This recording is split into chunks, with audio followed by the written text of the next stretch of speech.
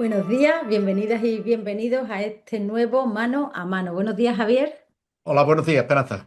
Hoy vamos a hablar de algo que está en el debate desde hace semanas. Bueno, en realidad lleva mucho tiempo en el debate, pero últimamente lo lleva mucho más y es la situación de las izquierdas españolas, de la articulación que puede haber entre ellas, con distintas propuestas que se nos han ido presentando a lo largo de los días, sobre todo la semana pasada. Y yo creo que para aterrizar el debate bien conviene que echemos la vista atrás y bueno, estudiemos o nos fijemos en la configuración que han tenido las cámaras, sobre todo que ha tenido el Congreso de los Diputados, desde el fin del bipartidismo, con aquella irrupción de Podemos y Ciudadanos en las elecciones de diciembre de 2015, y que, bueno, pues que demostraron que la pluralidad presente en las cámaras en realidad era una pluralidad progresista y que la aparición de nuevas fuerzas, en contra de lo que se dice siempre, en ese momento dado dio lugar a una mayoría, que era una mayoría progresista en el Congreso de los Diputados y que de alguna manera se ha venido manteniendo.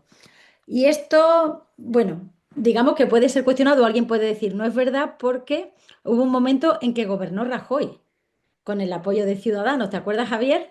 Y eso puede hacernos pensar que la mayoría a lo mejor no era esa. Sin embargo, estábamos discutiendo antes que a pesar de eso, eso fue una mayoría de investidura en la que no podemos olvidar que se abstuvo el PSOE. Claro, o sea, la irrupción de Podemos en la política española Sí, cambió el sistema de partidos. sí, Introdujo, no íntegramente, no supone el fin absoluto del bipartidismo, pero sí cambia el sí, bipartidismo tal como venía operando desde las elecciones primeras de claro. 1979 hasta ahora. Antes era un bipartidismo Sí, imperfecto claro. porque Sí, el nacionalismo catalán y vasco no permitía que llegaran raras las mayorías absolutas, aunque hubo varias mayorías absolutas, pero sí había una sustitución. Había exacto. Sí, el el turno. PSOE, el PSOE era sustituido por el PP y el PP era sustituido por el PSOE, y ahí no había ninguna, era alternativa realmente entre esos dos partidos. A eso se pone fin en el año 2015. En el Sí, año 2015. Las últimas elecciones en que funciona de esa manera son las de 2011, que tiene la mayoría absoluta de Mariano Rajoy, y en esa mayoría absoluta se la carga Rajoy en una legislatura. Ya claro. nunca más ha vuelto a tener el Partido Popular la mayoría absoluta, y el Partido Socialista ha resistido, pero también a la baja, incomparablemente con menos escaños. Vuelve a tener más o menos los mismos escaños que tuvo en el 79, en el 77 y en el ¿Verdad? 79. Es decir, que es un poco. El Partido Socialista tiene esos 128 escaños, en torno a 126, 128, 130. Eso lo ha tenido desde el 77 y 79, ¿no? Y entonces ahí se queda el Partido Socialista con una baja clara en el año 19, en las elecciones de 2019, ¿m? Y en la de 2000. Y 2015, entonces, es que no hay que olvidar que es que la primera vez que irrumpe Podemos en las elecciones generales saca 71 escaños en el Congreso de los Diputados, que claro, es una barbaridad, y que Ciudadanos saca 40. Entonces, eso acaba rompiendo totalmente el sistema de partidos tal como lo habíamos conocido y bueno, nos lleva a un terreno distinto que el que estamos explorando sí, lo desde acaba, rom- entonces. lo acaba rompiendo, pero no de la forma en que pensaron Porque lo Podemos y convierte en un Ciudadanos, bibloquismo al final, porque ellos ¿no? pensaron Claro, está que claro. ellos podían llegar, y no, A sustituir, claro, los dos grandes partidos continúan siendo los dos grandes partidos, y en consecuencia están ahí. Lo que sí está claro es que están muy lejos de lo que fueron esos dos partidos durante todas las legislaturas anteriores al de 2011, ¿no? sí. El máximo se llegó incluso en los años 2004 y 2008, fue el momento en el que los dos partidos llegaron a tener el 90% de los escaños, el 80% del voto. O sea, fue una absoluta bipartidismo, el máximo momento de bipartidismo, y eso es lo que se rompe, eso es lo que se rompe en el año 2015, sin sustituirlo por completo, sin que ese bipartidismo deje de tener presencia, y la prueba la tenemos todavía. Claro, Están porque ahí. el sueño de la época de Podemos era el sorpaso al Partido Es- Socialista, que durante un tiempo parecía que era posible, ¿no? Pues por la ruta ascendente que se llevaba. Y bueno, sin entrar ahora en los por qué y los por qué no, el caso es que eso no se produce y el escenario que tenemos ahora es distinto, pero no es un bipartidismo, pero sí hay dos bloques claramente diferenciados que se disputan de alguna manera el poder y los nacionalistas otra vez haciendo de bueno, bisagra. con problemas, pero con problemas en los dos bloques, ¿eh? Porque Claro, el PP y claro. Vox tienen el problema que lo No, no. El estamos entendimiento viendo entre que, ellos, que- claro. que eso, y después en la izquierda existe.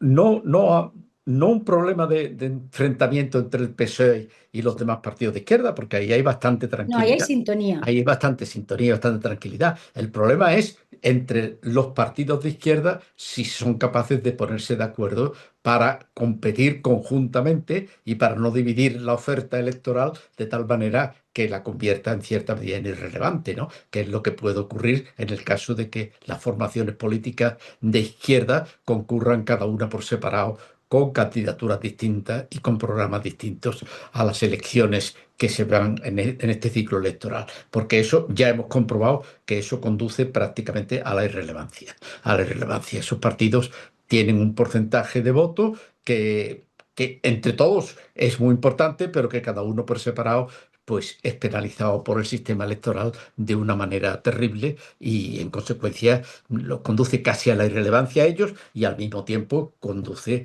a que el espacio de la izquierda pues tenga mucha dificultad para tener una mayoría parlamentaria de investidura y de Claro. gobierno, ¿no? Y Entonces, eso es lo que, en buena medida, y eso hay que agradecérselo a Rufián, ¿no? Rufián es el que ha dado el puñetazo, ha dado el puñetazo y ha dicho, señores, o no, o vamos, si vamos solos, nos fusilan por separado, pero nos fusilan políticamente por separado, ¿no? Entonces, y no tenemos ninguna posibilidad. Y aún entonces, así, si queremos evitar el triunfo y que Vox acabe y que Santiago Abascal sea vicepresidente del gobierno, pues tenemos que hacer una candidatura conjunta, tenemos que ir conjuntamente y nos tenemos que poner de acuerdo. Y eso lo tenemos que hacer, además, bueno, con pactos y yendo provincia a provincia, examinando sí. provincia a provincia para ver de qué manera tenemos que competir en cada una de las provincias con la finalidad de que no se consiga, de obtener una mayoría parlamentaria de izquierda que permita gobernar, ¿no? Aún Entonces, en esa... así, sí. Bueno, te iba a decir, Javier, déjame que ponga en valor, porque es verdad que Rufián ha conseguido llevar al debate a la opinión pública, que ahora mismo habla mucho de eso y nos lo demanda con más fuerza. Pero tú sabes que la presentación que hubo el 21 de febrero de Más Madrid, Los Comunes, Izquierda Unida y Movimiento Sumar estaba trabajando en eso hacía meses. Es decir, yo creo que hay una conciencia clara por parte de las fuerzas de izquierda en la necesidad no solo de burlar el sistema electoral, porque para mí esa sería la trampa, es decir, el sistema DON te penaliza cuando vas por separado, eso es así, y de ahí viene, pero yo creo que hay que intentar lograr algo más, que es conseguir que el abstencionismo tradicionalmente de gente progresista se ilusione, que yo creo que eso es lo que hizo en su primer día. Podemos y Sumar, porque no hubiera habido gobiernos progresistas sino los extraordinarios resultados de Podemos en su día. Y luego también de Sumar. Sumar consiguió de alguna manera aglutinar un voto que yo creo que era mayor que el de las distintas fuerzas que se presentaban dentro por separado. No sé si me estoy explicando. Sí, sí, sí. Y eso es algo fundamental para poder volver a reeditar el gobierno. Yo creo que no está perdido además, ¿eh? Si encontramos la fórmula, no solo electoral, política, de ilusionar a gente que es progresista y que tradicionalmente no vota, y además burlamos las trabas que nos pone el sistema electoral, yo creo que no es inevitable que nos gobiernen Abascal y Feijóo. No, no, no, claro que no es inevitable. Lo que pasa es que ese, no, ese es el problema que se va a estar planteando no solamente en España, sino en toda Europa y también en América, ¿no? O sea que este es un problema general ahora mismo y que se va a ver y que vamos a tener pruebas, ¿no? Porque se van a ir celebrando elecciones municipales en Francia, las elecciones húngaras en el Claro, mes de marzo, hay un conjunto de elecciones a lo largo, más luego las elecciones de mitad de mandato en Estados Unidos, y por lo tanto, en el momento en el que se llegue a convocar las elecciones generales en España, España va a tener una referencia los ciudadanos españoles a la hora de votar vamos a tener una referencia bastante precisa de qué es lo que tenemos con lo que tenemos que enfrentarnos, ¿no? Y en consecuencia, yo creo que eso va a ser un elemento que puede facilitar que los programas y los mensajes sean más claros y que la población sea movilizable, ¿no? Y acuda a votar y haya, por lo tanto, una sensación de que es importante el ir a las urnas y el depositar el voto, ¿no? Y por lo tanto, hay mucho terreno y es un terreno en el que vamos a ver muchas incidencias y muchos cambios de posición pero en el que, por supuesto, qué partido hay, y que ahora lo que sí es claro es que para que ese partido pueda operar, para que haya partido y para que realmente la izquierda pueda competir con posibilidades de ganar, tiene que haber un acuerdo entre los distintos partidos políticos que están a la izquierda del PSOE, que por el motivo que sea no se integran con el PSOE, que afortunadamente en este momento hay menos animosidad contra el PSOE de la que ha habido en el pasado, y que en consecuencia sería más fácil hacer una apuesta que fuera en sintonía también con la apuesta que está haciendo el PSOE, ¿no? Y que fuera claro que nos encontramos con el objetivo de que realmente la derecha, y sobre todo la derecha de Vox, no acabe ocupando el gobierno de la nación, ¿no? Entonces, Y esa es la ahí, batalla ahora mismo. Esa es sí, la batalla ahora mismo, y yo creo que está muy bien lo de que ha hecho Sumar, lo que han hecho los cuatro partidos que se vieron el día 21 en Madrid, y lo que ha hecho también Rufián con ese aldabonazo, que ha sido, que la importancia de Rufián ha sido el sí. aldabonazo, ¿no? Ahora hay que ver cómo eso se articula desde un punto de vista político electoral, para poder dar una batalla con posibilidades de éxito, ¿no? Y ahí tú esta semana, ¿no, Javier? Has escrito dos artículos en el diario y en el primero hablas del Senado, que es algo bueno, que está más asentado, yo creo, en la opinión pública, que se habla recurrentemente de la necesidad de luchar ahí contra el sistema electoral en el Senado. Recordemos que es un sistema mayoritario en el que el voto es nominal y se vota a tres para que salgan elegidos cuatro senadores por provincia, quitando las islas Ceuta y Melilla, que tienen otros dos y tres respectivamente. Entonces, ¿qué sucede? Que ahí lo habitual es que, como estamos acostumbrados a votar por partidos, pues obviamente se vota, se marcan las tres cruces del mismo partido, y lo que sucede claramente es que de cada provincia que elige cuatro senadores, los tres primeros pertenecen al partido más votado y el otro pertenece al segundo partido, de manera que el sistema no es proporcional y muchos votos se tiran a la basura. Y ahí recurrentemente surge la idea de una especie de acuerdo con el Partido Socialista electoral para repartirse los senadores y poder conformar una mayoría más amplia en una Cámara que además es muy importante, y lo decías tú en tu artículo, porque lo que viene para el Senado es nada más y nada menos que la elección de magistrados del Tribunal Constitucional, de los dos que le tocan, y de miembros del Consejo General del Cuatro. Poder Judicial, del Consejo General del Poder Judicial, exacto, de los cuatro, sí, perdón, y de los miembros del Consejo General, de manera que, bueno, nos estamos jugando muchísimo, muchísimo. Hombre, claro, claro. El Senado es una cámara estéril. Sí, El Senado es una cámara estéril.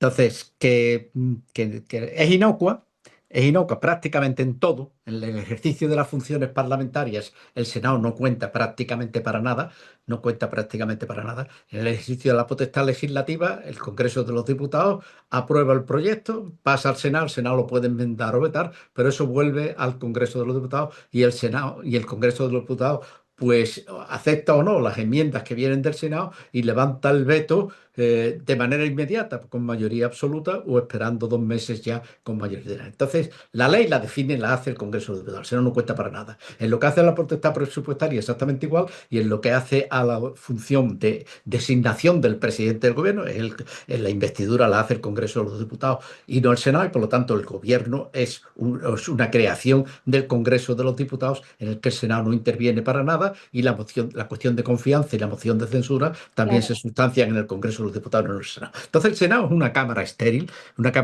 porque su composición es tan esperpéntica que realmente el constituyente pues no aceptó el Senado la composición tal como venía de la ley para la reforma política, pero evidentemente le quitó prácticamente todas las competencias en materia presupuestaria, lo colocó en una posición tan subalterna que realmente no cuenta prácticamente para nada. Pero sí tiene una importancia grande en la medida en que tiene la misma posición que el Congreso de los Diputados en la designación de los magistrados del Tribunal Constitucional claro. y en los vocales del Consejo General del Poder Judicial. Y en esta legislatura, el Tribunal Constitucional se tenía que haber renovado en diciembre del año pasado. En diciembre del 2025 se tenía que haber producido la renovación. Y el Partido Popular no quiere la renovación porque en este momento tendría que hacerlo como se ha hecho siempre, con dos candidatos de cada lado y por lo tanto el Claro. equilibrio interno en el que el Tribunal Constitucional se mantendría tal como está. Y entonces lo que están es esperando a que se celebren las elecciones generales, esperando tener un mejor resultado y a ver si así pueden alterar el equilibrio Haciendo interno. trampa, vamos, como siempre. Hecho. Y después, al final de esta legislatura, también toca la renovación del Consejo General del Poder Judicial. Y ahí también, si tuvieran un resultado en las elecciones generales que le permitieran tener una posición más fuerte, pues intentarían también, pues, modificar la composición del Consejo General del Poder Judicial de una manera que produciría efectos difícilmente reversibles, Sí, ¿no? Entonces, el Senado, la batalla por el Senado, por la composición del Senado, va a ser una pieza clave en las próximas elecciones generales, las próximas elecciones generales. Y ahí es donde la izquierda tendría que plantearse el tema para ir unitariamente, ya no la izquierda, sino toda, PSOE incluido. Y entonces yo hacía el otro día la propuesta de que el PSOE hiciera una propuesta paritaria a las demás fuerzas de izquierda. PSOE propone dos candidatos en cada una de las circunscripciones, dos de los cuatro, y los otros dos tendrían que hacerlo los distintos partidos. Tendría muchas cosas positivas, ¿no? Muchas cosas positivas, incluso para competir para la izquierda. En primer lugar, que hay partidos que no han tenido nunca presencia en el Senado, lo han claro, es tenido que a el través de, Senado es muy de los difícil senadores porque, de los senadores claro, autonómicos, pero si no, no han tenido nunca, no han tenido nunca. es que Y en el aquí, Senado, si no eres primera o segunda fuerza en la claro, provincia, por muchos votos que tengas, es imposible entrar. claro, entonces esto permitiría a los partidos de izquierda poner candidatos y algunos, no muchos, no sé cuántos sería, desde luego en conjunto tanto el PSOE como la izquierda saldría ganando y desde luego para los partidos que no son el PSOE, de la izquierda que no son del PSOE, tendrían la oportunidad por primera vez de empezar a tener presencia. Con lo cual además sería muy importante para empezar a ocupar el Senado e intentar resignificar, de la misma manera que hemos estado hablando de la resignificación del Valle de los Caídos, pues Sí, algo parecido. O sea, el Senado es una herencia del Senado, una herencia es de la ley para la reforma política, es una herencia del régimen de Franco que lo tenemos inserto en la Constitución, ¿no? Entonces hay que resignificarlo. Hay que resignificarlo, no pervertirlo con lo que está haciendo el Partido Popular en esta legislatura, que está utilizando su mayoría en el Senado de una manera, en mi opinión, anticonstitucional, pero bueno, ahí lo está haciendo y que ahora llaman a Rodríguez Zapatero, tiene que aparecer, están llamando a la mujer del presidente, a los otros, fíjate, sí, las sí, sí. barbaridades están haciendo todos los días, Disparate. haciendo un ruido tremendo. No conduce a nada ese ruido, pero están haciendo muchísimo ruido. Entonces habría que resignificarlo y intentar encontrarle alguna utilidad al Senado que debería de ser pues una cámara de estudio en el que empezaran a plantearse los problemas que se plantean territoriales en el país, que tienen mucha importancia, como estamos viendo con todo el tema de la España vaciada, con el tema de la distribución de la energía, del agua, del problema de la vivienda, etcétera. Todo esto, pues el Senado podría servir con un Senado en el que hubiera una representación de la izquierda, del conjunto de la izquierda, de la misma manera que lo hay del conjunto de la derecha, y que se pudiera hacer un uso del Senado distinto del que ahora mismo se está haciendo, ¿no? Entonces, yo creo que esa es una apuesta importante y sobre todo conjurar el riesgo de que la derecha española se apodere del Tribunal Constitucional y del Consejo General del Poder Judicial, porque eso sí que sería una reforma de la Constitución fáctica sin producirse ninguna reforma de la Constitución, Es verdad. porque entonces simplemente con su mayoría parlamentaria, como no iba a tener ningún control por parte del Tribunal Constitucional, pues iba, y como además los nombramientos de todos los puestos importantes del Consejo de jueces y magistrados en las audiencias y los tribunales superiores de justicia de las comunidades autónomas iban a depender de un Consejo General del Poder Judicial que ellos controlarían, pues nos encontraríamos en una situación muchísimo peor de la que ahora mismo estamos, sin ninguna duda, ¿no? Entonces, estas elecciones son importantes en primer lugar y ahí sería el primer pacto. primer pacto de izquierda se debería hacerse para el Senado y configurándolo a escala nacional, como un todo, el país como un todo al que hay que enfrentarse con este problema. Y luego estaría, claro, el tema del Congreso de los Diputados, porque claro, el Senado sí, es en negativo. El Senado no, positivo no se puede esperar nada del Senado. Sí, Lo más que se puede esperar del Senado es que evitar el disparate. sí, Evitar el disparate. Es conjurar ese riesgo. Pero en positivo nos sirve para configurar una mayoría claro, parlamentaria de gobierno y para dirigir pues positivamente el sí, país. Ahí no. Entonces estamos en el Congreso de los Diputados y ahí es donde realmente hay que hacer un pacto que este sí tiene que ser distinto. Este sí tiene que ser distinto. Que este no puede ser un pacto de toda la izquierda junta, sino que sería, porque además sería electoralmente malo, porque todos los votos no se van en una candidatura como esa. Al contrario, si tú presentas una candidatura que sea el PSOE con su candidatura y que haya después una candidatura de izquierda distinta, el número de votos que se consiguen es superior y el número de escaños es superior a que si se hace exclusivamente con una candidatura única, ¿no? Y aquí también, aquí es donde ya yo creo que el PSOE es el único partido de izquierda que puede ir en solitario y que con sus siglas exclusivamente puede tener un resultado electoral competitivo y puede ser presidente del gobierno, puede conseguir la investidura, lo ha conseguido a lo largo de un montón de legislaturas, sino que aquí el problema está en los demás partidos que son los que tienen que decidir de qué manera tendrían concurre. que competir, Venga. ¿no? Que Bueno, competir. pues Entonces, aquí es donde se encuentra la izquierda con el gran problema, porque las elecciones en España son parlamentarias. El sistema español es un sistema parlamentario. Se lo han tenido que explicar a Feijóo por activa y por pasiva, que yo no he querido ser presidente, no, no es que usted ya no ha querido no, que ser usted no tenía presidente, los votos es que, es que- suficientes en el es que no Congreso, conseguía la donde mayoría se elige. parlamentaria para esto. Claro, Entonces, es un claro, sistema parlamentario, pero es un sistema parlamentario que, como ocurre en todos los países con sistemas parlamentarios, desde que la televisión se convirtió en un arma electoral importantísima, tiene un componente presidencial muy fuerte. sí, Es decir, es el Congreso de los Diputados y la mayoría parlamentaria la que designa, la que elija al presidente del gobierno.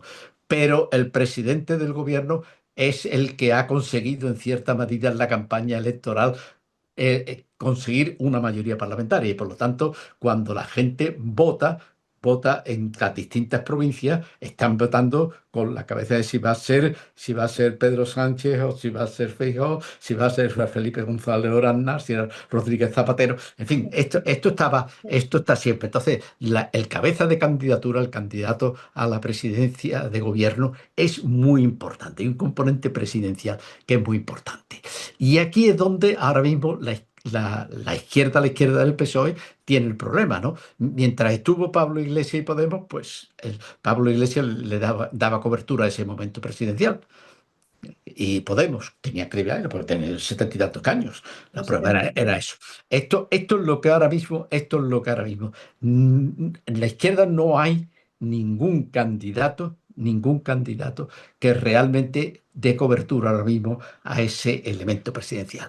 Y en consecuencia hay que buscar una alternativa. Y esa alternativa tiene que ser un acuerdo, pero un acuerdo cerrado de partidos tanto en programas como también en cuanto a las propuestas de candidatura en todas las circunscripciones provinciales. Todas las circunscripciones provinciales y en la que hay que hablar no solamente de los partidos de ámbito estatal, como los que se reunisteis los otros días en Madrid, lo que también hay que contar, por ejemplo, pues con Compromís, hay que contar con las fuerzas regionalistas. Está claro.